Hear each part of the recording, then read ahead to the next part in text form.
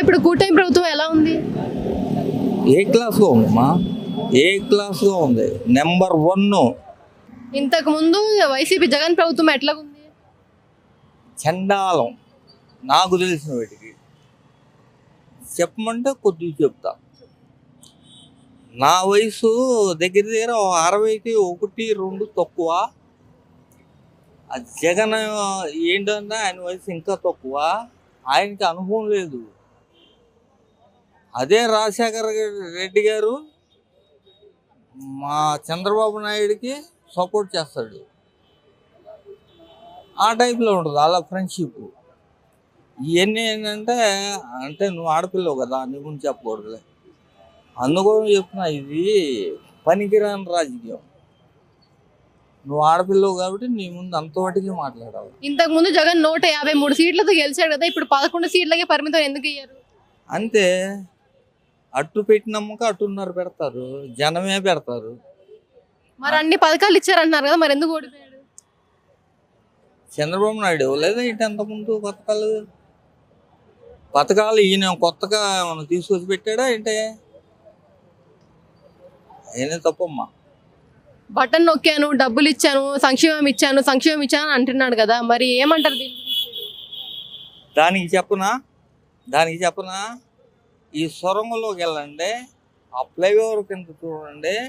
ఆయన పెట్టిన ఆఫర్లన్నీ ఆడోళ్ళకి ఏదో చిన్న చిన్న పథకాలు ఇస్తున్నాడు, అంతంత పెంచేస్తున్నాడు. ఏంటి ఆ మొగోళ్ళు లేదు, అడుక్కొని తింటున్నారు భర్తలు. అది ఆయన రాజకీయం. అది కరెక్ట్ కాదు. అది ఇంకేమన్నాడు? గతంలో వైసీపీ ప్రభుత్వంలో అసలు అభివృద్ధి అనేది జరగలేదు. ఇప్పుడు కూటమి ప్రభుత్వం ఎలాంటి అభివృద్ధి చేసిందని అనుకుంటున్నారు? కొద్దిగా టైం పడుతుందమ్మా. ఇప్పుడు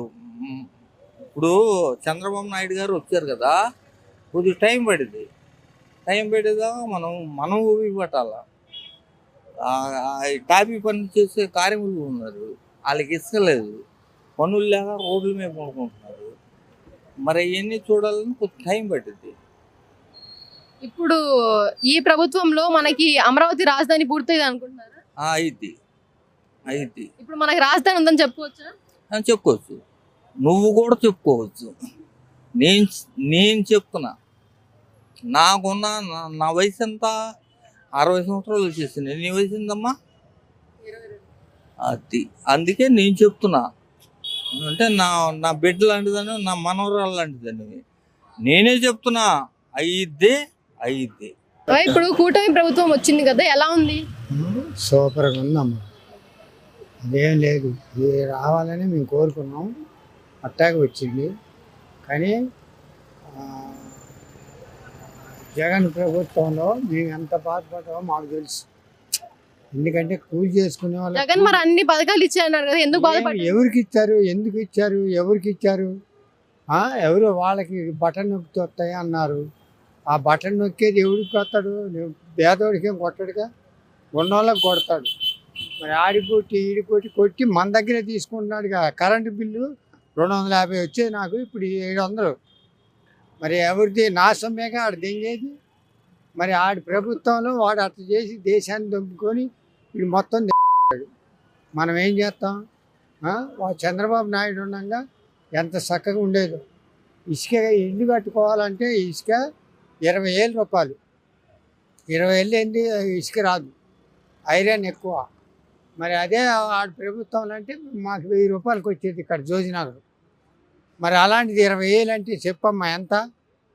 అది 10 రెట్లు కాదు, 9 రెట్లు ఎక్కువ.